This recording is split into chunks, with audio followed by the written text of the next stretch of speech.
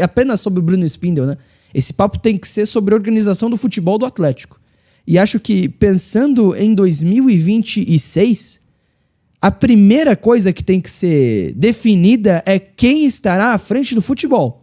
Antes de olhar para jogadores que o Atlético tem que contratar, antes de olhar para o treinador, se vai ser o Odair ou não vai ser o Odair, o Atlético tem que ter um projeto definido para 25. E se esse projeto não passa pelo Eduardo Freeland, como pelo menos na minha opinião não pode passar, concordo, o Atlético precisa definir um nome que vai cuidar, que vai nortear o futebol para a próxima temporada. Perfeito. E aí fica uma questão importante. Se você define o diretor de futebol baseado no que ele vai fazer, no projeto que ele tem, define treinador e define perfil de contratação. Agora, se você vai definir treinador e contratações para depois contratar um diretor de futebol, aí não faz sentido nenhum. Perfeito. Para gerar o debate, esse projeto ele pode ser feito sem fundação de calendário? Ou seja, pode ser feito sem a gente saber para onde vai, Vintinhas? Ou você acha que já dá para criar uma bifurcação aqui de projeto? Tipo, olha, o projeto é esse caso aconteça isso, o projeto é aquele caso aconteça isso. Como que você vê isso? Eu acho que tem que ter a definição do nome.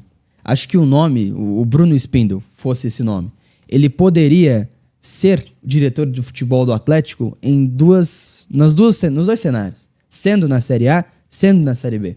Claro, a depender se ele aceitaria, né? Se o nome possível aceitaria comandar o departamento de futebol do Atlético no contexto de Série B do Campeonato Brasileiro.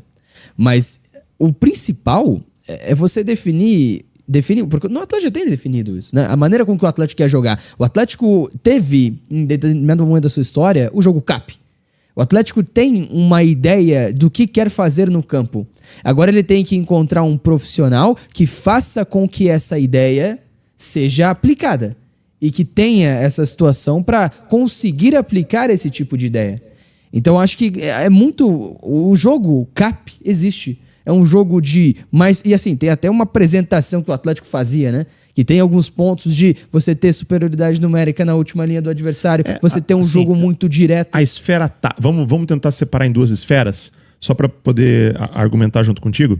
Eu acho que a esfera tática do jogo existe, a esfera técnica que obviamente caiu de produção. A gente não consegue manter a esfera técnica que a gente tinha em 18, 19, por motivos óbvios. Porque se você for ver aquele time de 18, cara, tem jogador ou tá na seleção, ou tá na Europa, ou tá voando aqui. Mas, Furlan, eu acho que o Atlético, ele não cai pela esfera técnica.